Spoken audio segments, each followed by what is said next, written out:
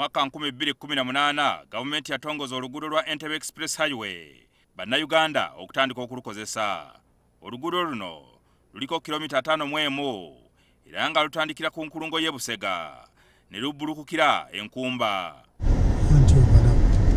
Newankubadde gavumenti yali eyina enteekateeka okusolooza ssente okuva ku buli alukozesa, gavumenti yali tennakola mateeka galuŋŋamya nteekateeka eno mu Uganda.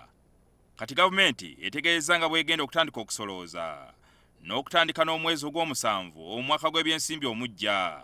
Tuli mu process eyo tugenda oluguudo olwo okubeera lwa toll tulina okusooka oluteeka mu gazeti.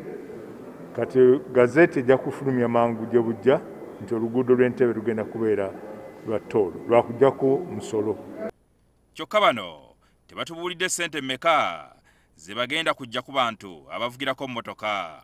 Then tulina okusomesa abantu onoosasula otya, osasula mmeka, ssente mmeka, bwe mba ne loole nsasula mmeka, bwe ntuno nsasula mmeka, nsobola okusasula buli mwezi.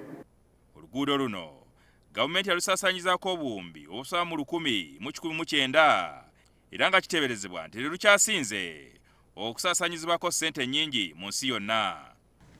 Jeno Katumba ategeeza nga ssente eziweebwa minisitule ye okukola n'okuddaabiriza enguudo bwe ziri entono ennyo.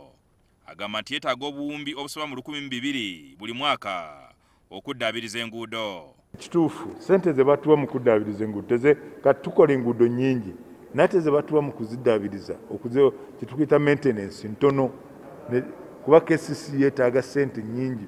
Enguudo zonna eziri mu kibuga ezisinga obungi tezikyasobola. Ono era aliko byannyonnyodde ku nteekateeka y'okuzimba oluguudo lw'eggaali kyokka nga bikontana n'ebyo ebyayogeddwa minisita w'ebyensimbi Matiya Kasaija ku nsonga eno. Kati kigasa ki okuzimba loyiro n'ogijja e Kampala n'ogituusa Malaba n'ekomaawo? Naye nga Kenya tegambanga nti tegenda kukola standard gauge, tegenda gituusa Malaba.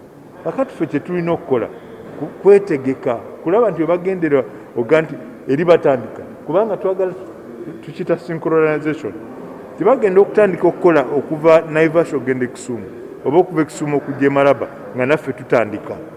Era protocol ezo tezivangawo, tezisalwangamu.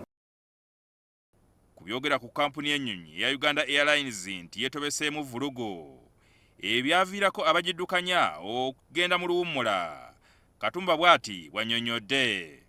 Ne Uganda Airlines teyaggalawo, twakendeeza bukendeeza mirimu gye tukola.